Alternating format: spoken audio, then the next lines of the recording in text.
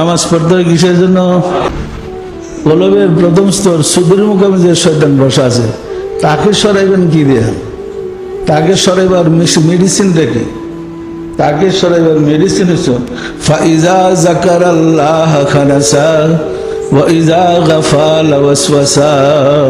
আল্লাহ রাসূল বলেন আশ-শাইতানু জাসিমুন আলা কালবি বানি আদম ফাইজা যাকারাল্লাহ খানাসা ওয়া ইজা গাফালা ওয়াসওয়াসা।